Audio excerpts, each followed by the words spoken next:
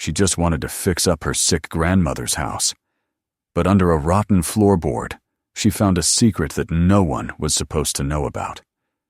The house had been silent for decades until she opened the chest in the basement. See how it all ended? Subscribe and write in the comments which city you're watching from. The road stretched endlessly through the Louisiana countryside, shimmering under a sun that seemed too heavy for autumn. Rachel Pierce kept one hand on the steering wheel, the other loosely resting on the window frame. The air smelled faintly of salt and damp grass, and somewhere in the distance, she could see the lazy rise of cypress trees clustered around the bayou. Her GPS had stopped showing signs of life miles ago. She didn't need it anymore. She knew where she was going. It had been 14 years since she'd last driven this road. Back then, she'd been 18, head full of ambition and a scholarship letter in her pocket, convinced she would never come back to St. Mary Parish. But now she was 29, a journalist from Atlanta, returning not for a story, but for something that felt much heavier. The phone call had been brief, her mother's voice trembling before fading into static. Your grandmother doesn't have much time left. And now, here she was, following the same cracked asphalt that once led her away from everything she'd sworn to forget. The town hadn't changed much. The same rusted signs leaned at awkward angles. The same wooden porches sagged under the weight of years. But what had once looked small now felt almost sacred, like a memory she wasn't ready to touch. When she turned off onto the gravel path that led to her grandmother's property, the sky had begun to dim. The trees closed in like witnesses. Then the house appeared, still standing, barely on the far edge of the clearing. It was smaller than she remembered, though it hadn't shrunk. The years had simply stripped away her childhood awe. The roof sagged, the paint peeled in gray curls, and the porch rail hung loose on one side. A single window reflected the setting sun in a dull glow, as if the house itself was sighing. She parked the car under a dying oak, sat for a moment, and listened. The air hummed with cicadas. Somewhere, a crow cawed once and went silent. When Rachel stepped onto the porch, the boards gave beneath her feet. The door was already open, as though someone had been waiting. Inside, the smell of age hit her. Dust, wood rot, and faint traces of lavender soap. The walls, once cream-colored, were the dull yellow of parchment. Family photographs lined the mantel, their frames tarnished.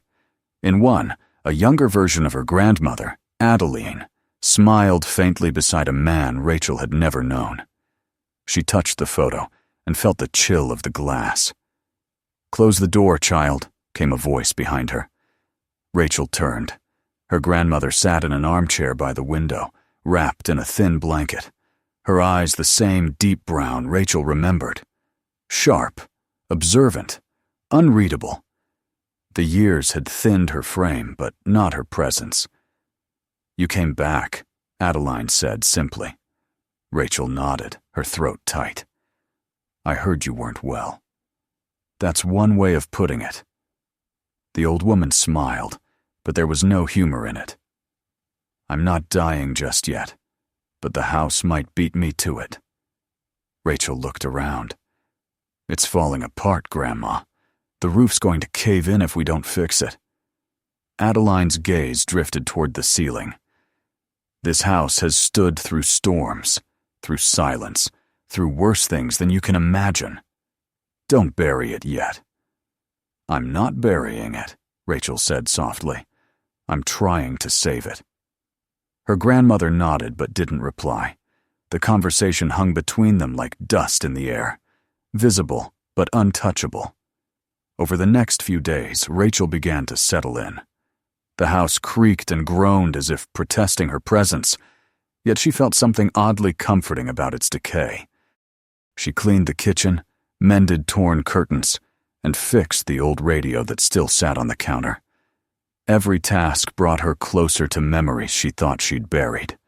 Baking cornbread with her grandmother, chasing fireflies in the yard, listening to stories whispered on hot summer nights. At night, when the lights flickered and the house fell silent, she could almost hear voices, soft, rhythmic murmurs, like someone talking just beyond the walls.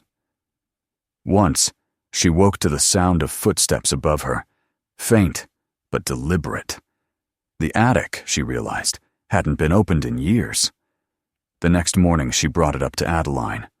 "Grandma, I think there's something in the attic." The old woman's eyes narrowed. "The past, maybe." "I'm serious. It sounded like footsteps."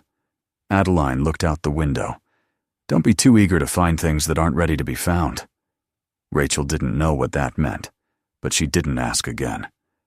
Days turned into a quiet rhythm of repairs and silences. She patched holes in the roof, scrubbed away mold from the walls, and replaced cracked window panes. The work was hard, but it grounded her. There was something almost spiritual in the sound of hammer against nail, as if every strike was a heartbeat returning to the house. Still, she couldn't shake the feeling that she was being guided, that the house wanted her there for a reason.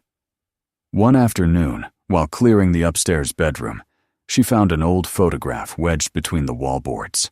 It showed a young woman standing in a field, her dress plain but her posture proud. On the back, written in fading ink, was a name, Adeline Carter, 1864. Rachel frowned. The year didn't make sense. Her grandmother couldn't possibly have been alive then. She slipped the photo into her pocket, meaning to ask about it later, but something deep inside told her not to. Not yet. The evenings were the hardest. The house grew darker faster than the sky outside, and shadows stretched long across the floor. Sometimes she caught her grandmother staring at the ceiling, whispering to herself. Other times, she'd find her asleep with her hands folded over a thin notebook that she never let Rachel open. One night, as rain tapped softly against the windows, Rachel sat beside her. The air smelled faintly of dust and chamomile. "Do you ever regret staying here?" she asked quietly. Adeline's eyes fluttered open. "You think I stayed because I couldn't leave?" Rachel hesitated. "Didn't you?" The old woman smiled faintly. "No, child. I stayed because the house wasn't finished telling its story, and neither was I." They sat in silence for a long time after that. The rain grew heavier, then eased. Rachel thought she heard the faint echo of music, something like humming, rising from the floorboards.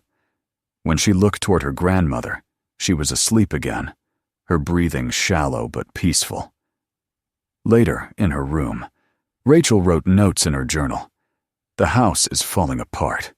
Grandma's hiding something. Photo Adeline Carter, 1864. She paused, pen hovering. "Feels like the walls are listening." As she turned out the light, she heard it again, the soft creak of footsteps from the attic. But this time, she didn't feel afraid. She lay still, listening, the sound blending with the wind, until she wasn't sure where one ended and the other began. Morning came with a thick mist that blurred the outlines of the trees. The air was cool, heavy with the smell of wet earth. Rachel stepped outside and looked at the house. The sagging porch, the chipped paint, the shutters clinging stubbornly to their hinges. It looked wounded, but alive. She felt an unexpected surge of tenderness. Maybe this was what her grandmother meant. Maybe the house wasn't just a shelter. It was memory made solid. When she went back inside, Adeline was already awake, sitting by the window. The light fell across her face, soft and golden. "You've been listening," the old woman said. "To what?" "The house." Rachel almost laughed, but something in her grandmother's tone stopped her. "What is it trying to tell me?" Adeline's eyes didn't leave the horizon. "That freedom costs more than a lifetime, and sometimes it takes two to finish paying for it." Rachel didn't understand. Not yet. But she felt the words settle deep inside her like a seed, waiting for rain. That night, as the sky turned violet and the air grew still, she decided she would open the attic. The night she decided to open the attic, the air was so still, it felt like the whole world was listening. The only sound came from the rustling of the trees outside and the faint hum of crickets in the distance. Rachel held a flashlight in one hand, the other trailing along the banister as she climbed the narrow stairs that creaked with each step. The beam of light cut through dust that hung in the air like suspended breath. It smelled of cedar and thyme. When she reached the top, she hesitated. The attic door was a heavy panel of warped wood, its hinges swollen with rust. She pushed once, twice, and it groaned open as if protesting her intrusion. Inside, the darkness was thick and intimate. Her flashlight swept across forgotten trunks, stacks of yellowed newspapers, and jars of nails lined up like sentinels. Everything was still except for the slow drifting of dust, shimmering in the beam. The space was colder than the rest of the house, as if it had been waiting untouched for years. She stepped forward, careful not to disturb the fragile floorboards, and the smell of old cloth and paper rose to meet her. In one corner, under a fraying quilt, she found a bundle wrapped in oilcloth and tied with twine. It wasn't labeled, but something about the way it was tucked behind a crate made her chest tighten. She untied the knot and unfolded the cloth. Inside were several folded papers, browned and brittle, and beneath them, a small hand-drawn map. It showed winding trails, streams, and something that looked like a house marked with a small X. On the back, written in elegant cursive, were the words, Adeline Carter, 1864. Her breath caught. There it was again, the name she had seen on the photograph. And this time, it wasn't a coincidence. She spent the rest of the night studying the map, tracing its lines with her finger, wondering if it led somewhere nearby. When she finally came downstairs, dawn was already filtering through the curtains. Her grandmother was awake, sitting in her chair, eyes half closed, as though she'd been waiting. "You've been upstairs," Adeline said quietly, without turning her head. Rachel froze. "I was cleaning." "That's not all you were doing." The old woman's voice held no anger, only a weary certainty. "You found something." Rachel hesitated. "I found an old map, with your name on it. Or, at least, someone with your name." Her grandmother's hands tightened on the armrest. "That's not a name I use anymore." Rachel frowned. "What do you mean?" Adeline looked at her then, and for the first time, Rachel saw a glint of fear behind her calm. "Sometimes a name can chain you as much as any iron." The conversation ended there. Adeline turned her gaze back to the window, her silence heavier than any answer. Rachel stood for a moment, then quietly folded the map and slipped it into her pocket. That day she worked harder than usual, patching the porch steps and scraping off the old paint. But her mind stayed fixed on that name, on the year written beneath it. She wanted to ask again, to demand the truth, but she knew better. Her grandmother's silences were walls, pushed too hard, and they would never open again. So she waited. The house, she thought, would tell her when the time was right. Late that afternoon, while sweeping the floor of the back bedroom, her broom snagged on a loose plank.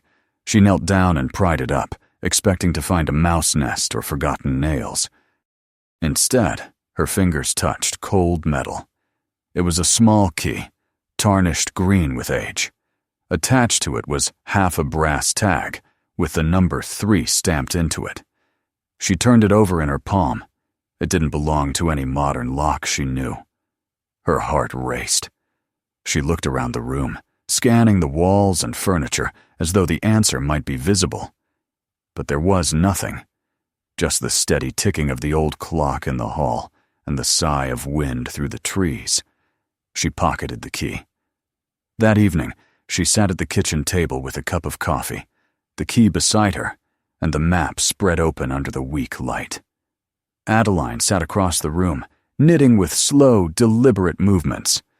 Rachel could feel her grandmother's eyes on her, though the older woman never lifted her head. Finally, Rachel said, "There's a locked chest in the basement, isn't there?" Adeline's needles paused mid-air. "You've always been too curious for your own peace." "Does this key open it?" Adeline's gaze moved to the key, then away. "That chest was closed for a reason. What's inside isn't meant for the living." Rachel felt a shiver crawl up her spine. "What is it then?" Her grandmother didn't answer. Instead, she said softly, "If you open it, don't expect to close it again. Some truths stay with you forever." That night, when the house fell silent and Adeline was asleep, Rachel took a flashlight and the key and descended the narrow stairs to the basement. The air grew colder with each step. The scent of damp earth filled her nose, and her breath came out in pale clouds. The basement was little more than stone walls and dirt floor, cluttered with old tools, jars, and a wooden workbench covered in dust. Against the far wall stood a large wooden trunk bound with rusted iron bands. The key slid into the lock as though it had been waiting for her. When she turned it, the mechanism clicked, a sound so sharp it echoed through the quiet like a warning. She hesitated, then lifted the lid. Inside lay a bundle of papers tied with ribbon, a small leather-bound journal, and a piece of fabric with embroidered initials. AC.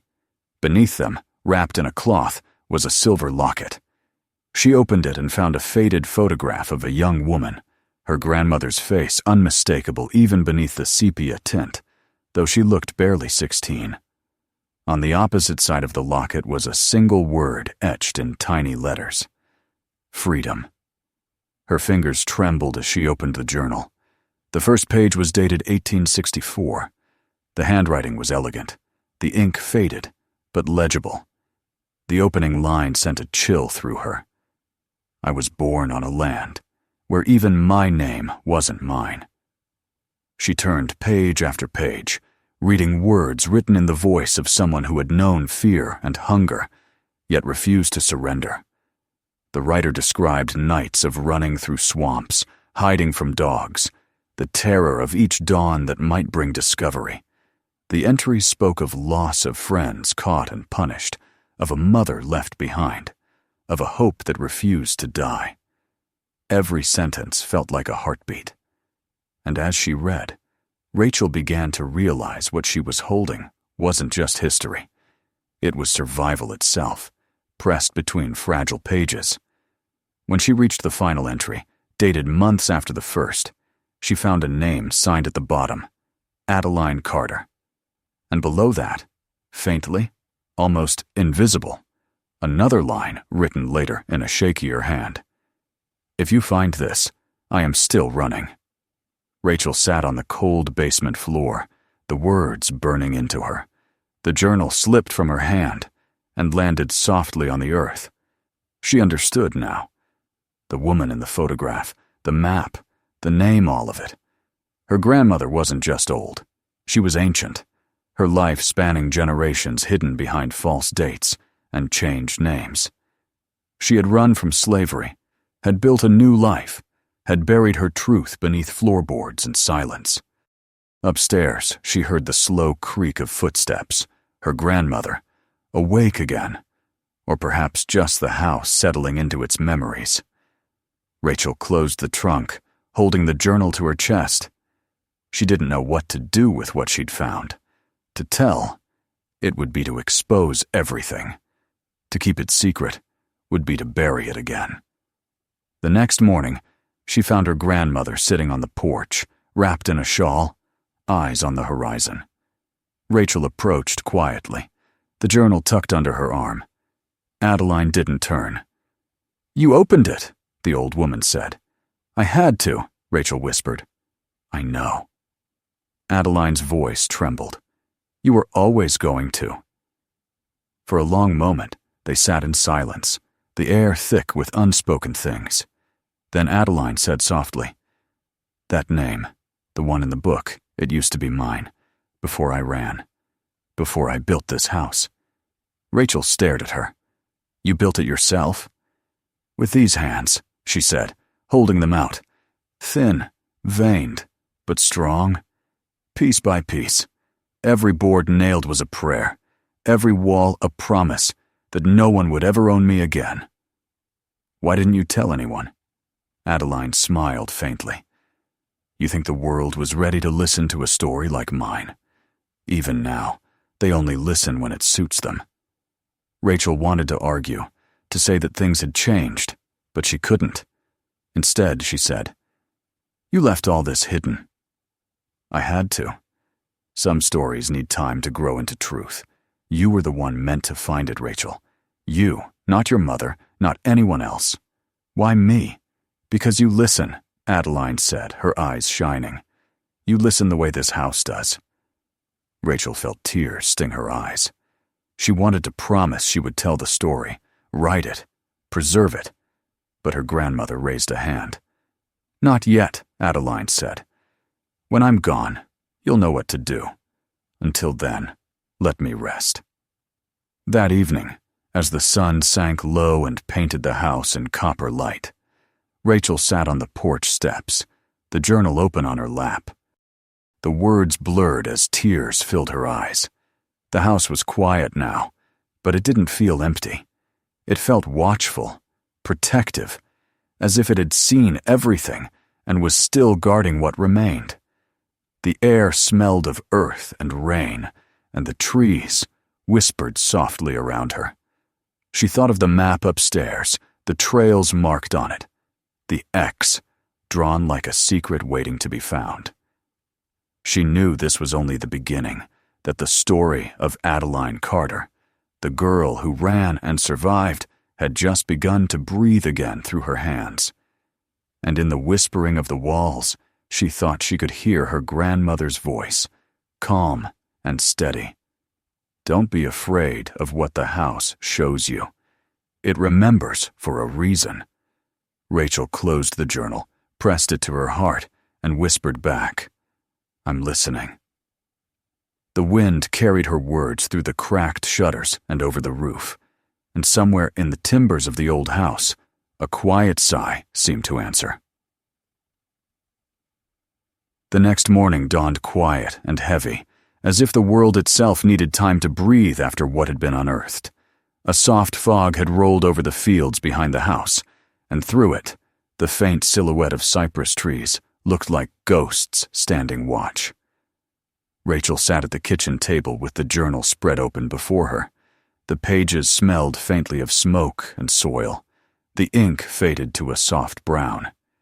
She ran her fingers over the handwriting, graceful, deliberate, the hand of someone who had learned to write against all odds. Each word drew her deeper into the life of the girl her grandmother had once been. Adeline Carter, 16 years old, born on a plantation not far from where this very house stood. The entries spoke of heat so thick it turned the air to syrup, of dawns that began with the crack of a whip, of evenings when the stars were the only mercy left. She described hiding behind the smokehouse, tracing letters in the dirt with a stick while pretending to gather herbs. Her mother had taught her the alphabet in whispers, careful to stop whenever footsteps approached. "Freedom begins with a word," her mother had said, "and ends with the courage to speak it." As Rachel read, the past and present blurred. She could hear the rhythm of those days, the creak of the plantation gate, the clink of iron chains, the low hum of voices singing under their breath to keep despair at bay. Adeline's words painted it all so vividly that Rachel could almost feel the weight of that summer, the suffocating heat, the taste of fear, the defiance that flickered in every breath. One night, after a particularly brutal punishment witnessed in silence, Adeline wrote of her decision to run. "I have no map, no coin, no shoes fit for the road," she had written. "But I have the stars. They have never lied. She described the plan in fragments, how she would slip away under the cover of thunder, how the dogs would lose her scent in the rain, how she would follow the North Star until the ground beneath her feet no longer belonged to anyone. Rachel's eyes stung as she read the pages that followed. The girl's flight was not triumphant.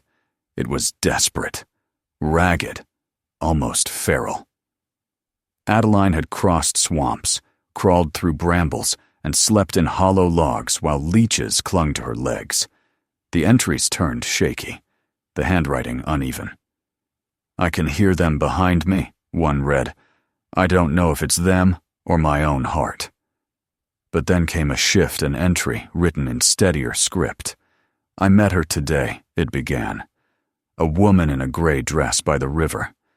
She said her name was Mary. She is not from here. She speaks soft, but walks like she's carried weight heavier than chains. She says she helps people find the road to freedom." Rachel read that line again and again. The idea that her grandmother, a runaway slave, had encountered a woman from the North, an abolitionist, risking her life to help others, felt like a story out of legend. Yet the details were too plain, too human to be fiction. Mary had hidden Adeline in a root cellar, brought her food, cleaned the wounds on her feet, and told her where the nearest safe settlement was. Together, they had built a small shelter deep in the woods, using scraps of timber and sheets of tin stolen from a collapsed barn. That shelter, the journal revealed, had stood on the very land where the house now stood. Rachel closed the book, her hands trembling. The walls around her seemed to pulse with meaning. Every creak, every flaw in the plaster was no longer just decay. It was memory. This house was not just where her grandmother had lived. It was what she had built to replace a prison with a home. Later that day, Rachel sat beside Adeline, who dozed lightly in her chair. The afternoon light fell across the old woman's face, turning her skin to gold and shadow.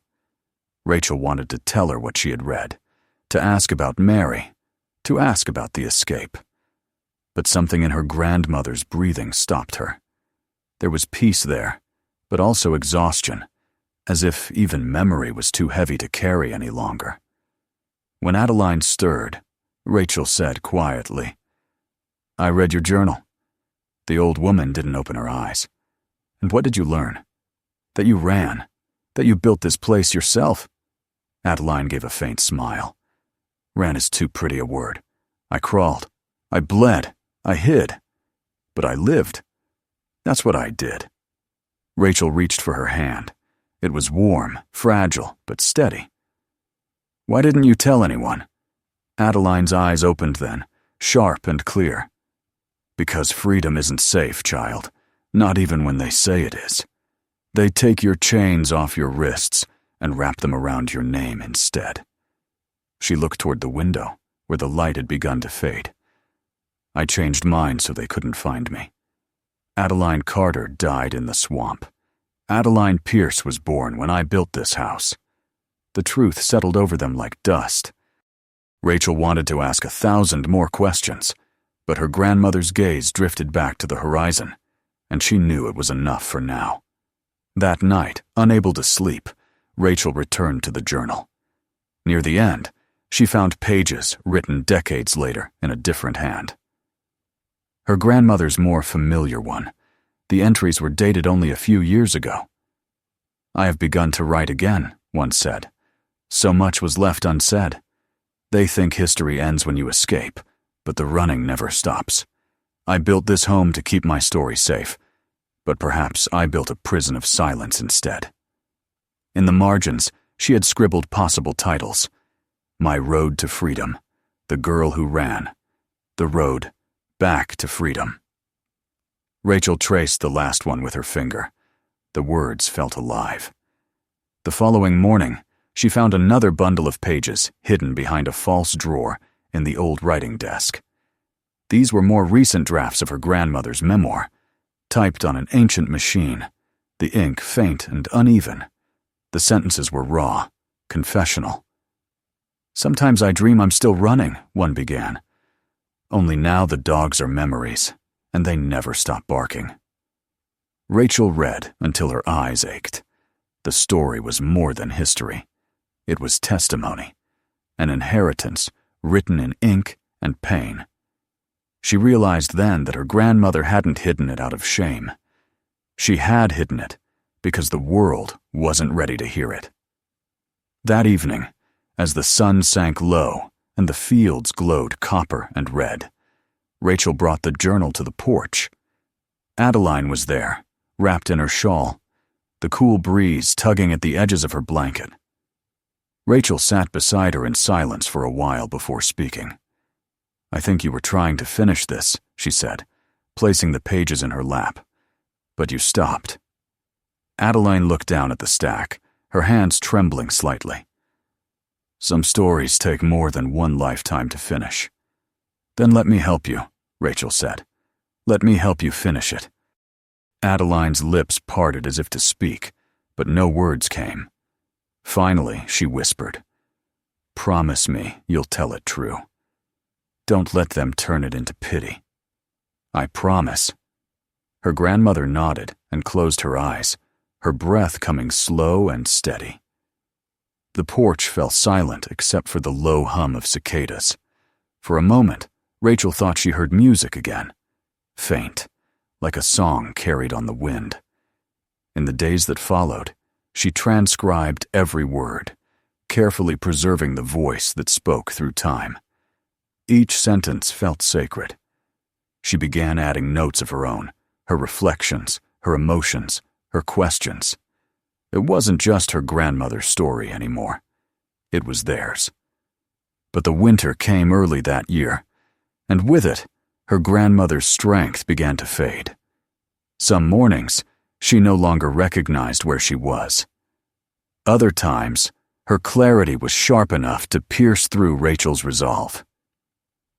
"When spring comes," she said one evening, her voice barely audible, "you'll know what to do.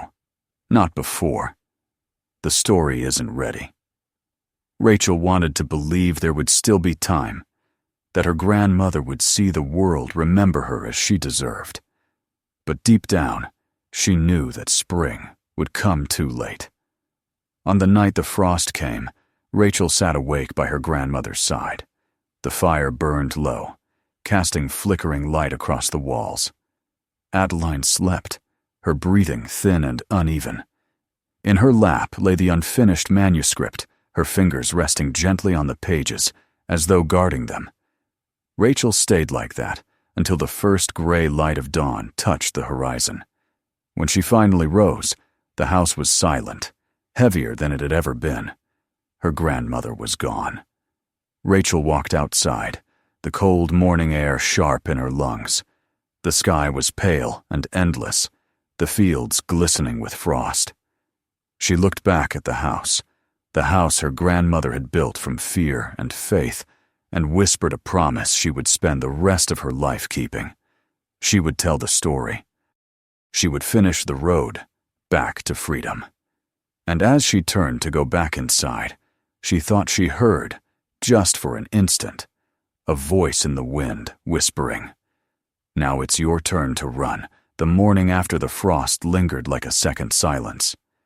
The air carried a thin veil of mist, and the grass glittered beneath the first rays of light. Rachel stood by the window, the unfinished manuscript clutched to her chest. Her grandmother's chair sat empty, draped with the same shawl she had worn every evening. The house felt both hollow and impossibly full. Every breath, every creak, every shadow seemed to hold the weight of the woman who had built it. She moved slowly, as though afraid to disturb something sacred. On the kitchen table, a single teacup remained half full, its surface covered with a thin film. The scent of chamomile lingered faintly in the air, mingling with the musty sweetness of the old wood. Rachel touched the cup, her fingers trembling, and whispered, "I'll finish it." The next few days passed in a blur of ritual and exhaustion. The townspeople came and went, offering casseroles and condolences, all unaware of the history that had just ended and the one about to begin again.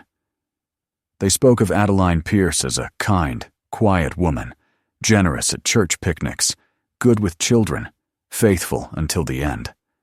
No one knew she had once been Adeline Carter, that she had run through the swamps barefoot, that her hands had built the very home they now stood in.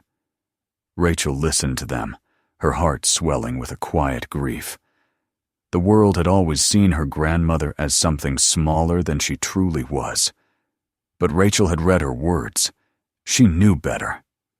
After the burial, Rachel found herself unable to leave.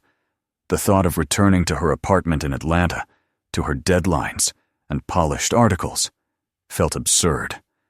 The story was still here, unfinished, breathing in the dust of every room. She spent long nights at the desk, surrounded by the smell of old paper and candle wax, transcribing her grandmother's journals. Her fingers cramped from typing. Her eyes ached, but she pressed on. Each sentence she transcribed felt like unearthing a heartbeat. Adeline's voice flowed through her, clear and steady, guiding her hand, as if she were dictating from somewhere just beyond the reach of the living. The more Rachel wrote, the more she realized the manuscript wasn't just a personal story. It was a map of survival. It was history seen from beneath the floorboards, the untold truth of a nation that had tried to forget. The book became a bridge between two worlds, one of chains and one of silence. And she, the granddaughter of a woman who had built her own freedom, was the one chosen to cross it. Weeks turned into months. The winter thawed into a pale, hesitant spring.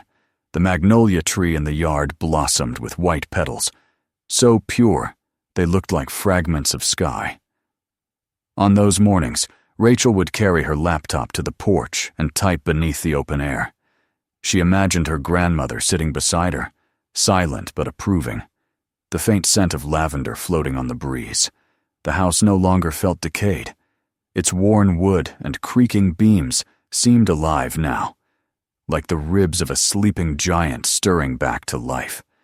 When she finally typed the last line, "I am finally free," the clock on the wall struck midnight. She sat there staring at the words, her chest heavy, her hand still hovering over the keyboard. She could feel tears burning behind her eyes, not of sadness, but of release. The story was finished, though it didn't feel like an ending. It felt like a beginning that had been waiting more than a century to be born. She spent another month editing, writing a preface in her own voice. In it, she told the truth, that Adeline Pierce and Adeline Carter were one and the same, that her grandmother had been born enslaved and had fled to build a life from the ashes of fear. She described finding the journals, the nights she spent piecing together the fragments of a history the world had buried. She titled it, "The Road Back to Freedom," and signed it as both of them, by Adeline Carter and Rachel Pierce. When she mailed the manuscript to a publisher in New York, she didn't expect much. The literary world was fickle, and history told by those who had lived its darkest corners rarely found an easy welcome. Yet 2 weeks later, the editor called her personally. His voice was low, reverent. "Miss Pierce," he said, "this is not just a story.